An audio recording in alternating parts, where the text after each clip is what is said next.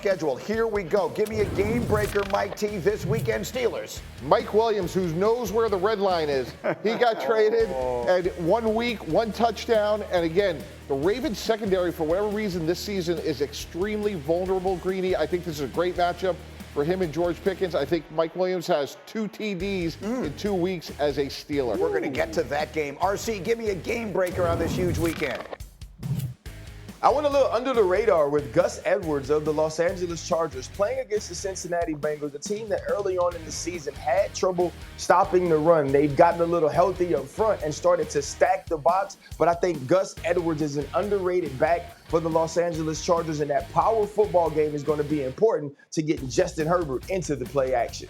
Graz, you've got Falcons against Broncos this weekend. What's your matchup there? Whoever wins this matchup, right? Drake London or Pat Surtain. This is going to be your game breaker. It should be an incredible matchup between one of the best receivers in the league and one of the best cornerbacks in the league. I actually was talking on the phone yesterday with Drake London about this matchup and how tough Surtain is, so he's ready for it. They're hoping for a big day against that Denver defense. Broncos coming off one of the really heartbreaking losses. Falcons too. In recent memory, and the Falcons off a bad loss too. Bart, give me a game breaker from this weekend. It's got to be Travis Kelce. You know, big players make big plays in big games. You talk about, you know, the run game of the Chiefs is struggling a little bit. You know, he got his Honey Boo Boo is up there in Toronto doing her concert. She's got Sunday off. She's going to be in the building. He's going to want to flex for his baby. I'm alarmed at how often I understand what Bart's She comes to every game. She's at every game, Bart. To be clear, that's Taylor Swift he's talking about. And we had the numbers earlier this week. Hembo, maybe you can pop them. Travis Kelce has enormous games every single time they play Buffalo. He dominates. I don't have the numbers in my head, but he has always been extraordinarily good. And so we put the picks on the screen immediately because this feels like, RC, if the Chiefs are going to lose a game this year, this would seem like a logical spot against a really good team on the road. Why do you like Kansas City? Well, I think the thing is this. This is the week that the Bills can find a way to win. But I ain't finna pick against Kansas City. I've learned my lesson way too many times. When you come on TV and you get up and you're trying to be smart for Greeny, and then Hembo is feeding you numbers about why they're going to lose or why they won't go to this Super Bowl. And then you pick against them, and then you remember that Patrick Mahomes plays for this team. You remember that Steve Spagnuolo is huge in big games. Now, when you look at this matchup, the Bills have actually dominated them in the regular season. Patrick Mahomes besting Josh Allen in the postseason. But I know that they understand how big this game is. To be up 3 games on both Baltimore and Buffalo with the head-to-head win, that means so much to home field advantage in the playoffs. And this team wants to prove that they're top tier. They want to prove that they're the best team in the league. And no better way to do that than to go on the road and find a way to win. Look for Steve Spagnuolo to create one-on-one matchups for Chris Jones, Nick Bolton to be big in both run and pass defensively, and to try to force Josh Allen into some mistakes. There's another factor in this game, too, here. Mike T., I was going to ride with you on the Bills, but the injuries are a major factor in this game for Buffalo. The injuries are a major factor. They could get Amari Cooper back. He's been trending toward playing, but they don't have Keon Coleman. They might not have their tight end, Dalton Kincaid, who injured his knee in last week's game. Spencer Brown, one of their offensive linemen, is a question mark. But on the flip side, the Chiefs don't have their kicker, Harrison Butker, who's got a knee injury, could go on IR. I'm not joking when I say he's been one of their most important offensive players. But they got a player from the Jets, so that means he's going to play well. Mike Williams rule.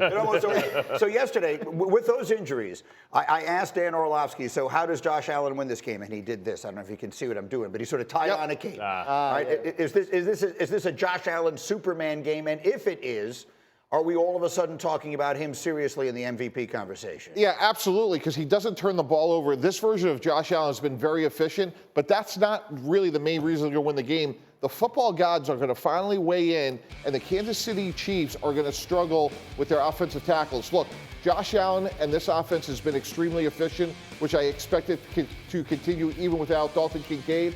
But on the other side of the ball, Greeny, their tackles have really struggled, and when they struggle, Patrick Mahomes has been Superman, but at some point it has to catch up to you, and I think this is the week it does, and it's Greg Rousseau, and look, they have depth on the defensive line, Bart. I know you're shaking your head, but you know, like, as a defensive player, when the other team has vulnerable tackles, what that does for a defense. But I'm only shaking my head because the better defense is these Kansas City Chiefs. I think we're sleeping on how dominant this team is. They've been the best defense in the league. I forget the numbers and what Baltimore did last year. They've been the most dominating defense, the defense I trust the most in a big game in the last 2 years. And that's why Patrick Mahomes can have these pedestrian outings as he waits for his reinforcements to come.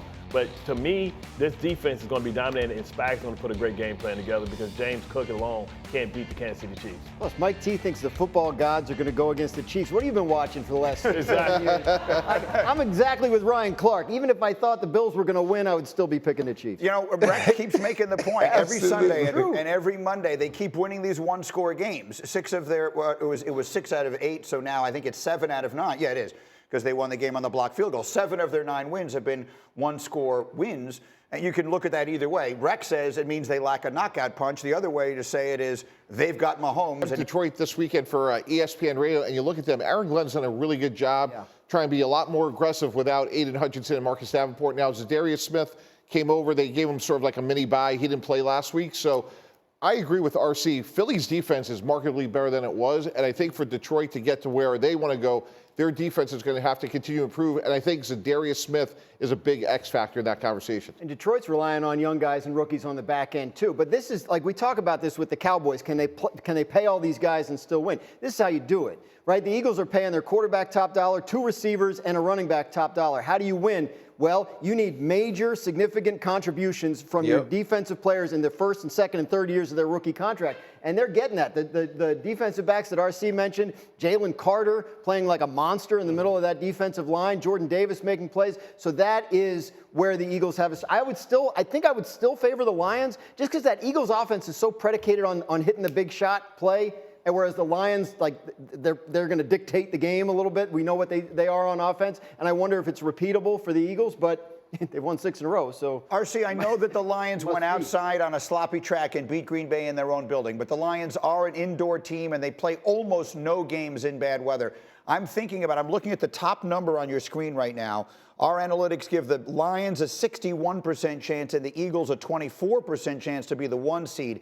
If these two teams, I know I'm projecting way ahead now, but if these two teams do wind up playing in the NFC Championship game, how significant is it where that game is being played? If you're in Philly the last weekend in January, that's not like playing in a dome.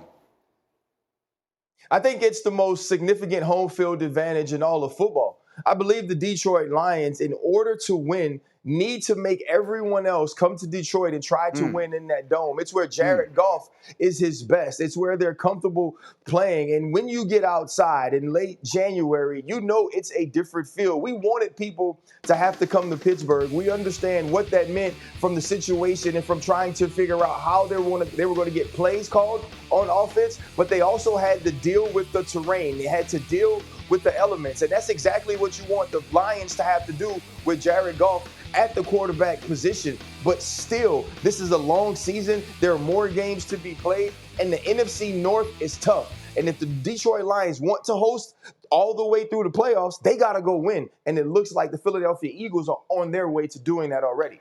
Isn't that remarkable? I mean, we have had multiple conversations this season about how the Eagles might consider firing their coach. I know there may very well have never been any legitimacy to it whatsoever, but there was legitimacy to the discussion. There may never have been any consideration to actually doing it. And yet, here we are talking about how likely their chances are of making it to the Super Bowl. Greeny, loaded. But Greeny, I think that's such a bad argument because the guy's 42-19, taking a team to the Super Bowl. I understand lack of polish and things at a press conference and going out with the fans, but how many franchises in the NFL of the 32 would say, hey, 42-19, I'd rather have that record than our record? Maybe 30 of them. So I like that.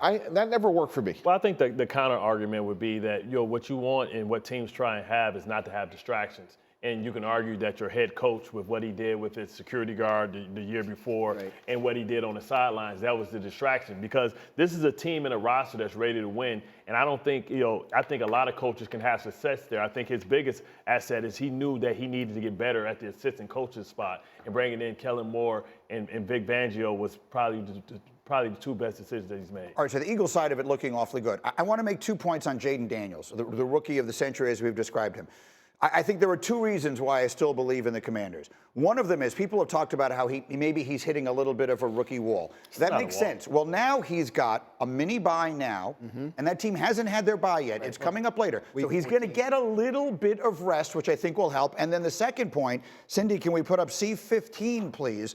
The schedule is extremely favorable, Graziano. The Commanders are favored to win 5 of their next 6 games. The only one they're not favored would be home against the Eagles, so they get another crack at this team right here. So you look at that schedule, that's a lot of winnable games on that schedule. I believe that game against the Eagles, Week 16, could very well still be to decide the NFC East. I agree. I mean, like, they're winnable, they're losing. I mean, like the Falcons game is probably a 50-50, right? But I mean, look, they are. We have lots of evidence of the league catching up with Cliff Kingsbury in the second half of seasons from his time in Arizona. So obviously, if you're a Commanders fan, you hope that doesn't happen, right? The offense was a little off last night. 11 total targets to wide receivers. Everything else was to running backs or tight ends. Like they've got to do more. Eagles are a tough defense, but this is not. Last night was not the Commanders' offense we have seen for most of this season. They looked like a team at points last night that wasn't sure it belonged in this game, in this matchup, in this race. They are not such a team, but there were times last night where they looked like they thought they were. I say it differently. They had the lead in the fourth quarter. Jayden Daniels, to me, looks like he's a little bit diminished from either the injury or just getting worn down. And Greeny, your point's a great one. Like, the rest will matter for him. They're 1 game behind in the win column from still winning this division. We have a long way to go in the season. I just hope he doesn't hit the rookie wall in terms of can bounce back, because if he does, he, to me, could be the best quarterback in the division. I feel you have to explain to our listening audience what the rookie wall is. The rookie season is the longest season for anybody because you go straight from college straight to training, and it's the longest season that you have. So it's important for them to self-reflect and self-scout and see, okay, how is the league adjusting to what we're doing and what we're putting on film, and have to have some wrinkles and some counters off of some of the formation and personnel groupings that they use. And taking it a little out of the X's and O's, I thought one of the most important moments last night after the interception is that shot of Zach Ertz with his arm around Jayden Daniels. You look at what they did, Zach Ertz, Bobby Wagner, Austin Eckler, they brought in veterans that have done some winning in this league, and that's going to help their culture going forward. RC, the pride of LSU. Quick final word on Jayden Daniels. Yeah, I love what Dan just said. We talked to Zach Ertz and Austin Eckler before the season, and they say they were brought in for that exact reason. That not only from the playing standpoint, that if they hit adversity, there was someone who could throw their arm around Jayden Daniels that understood what it was like to work and play with the young quarterback. And the other piece is this. It's time for this team to make adjustments. When you have a young quarterback that comes on the scene and he's as dynamic as Jayden Daniels is, the league is going to work overtime to try to figure him out.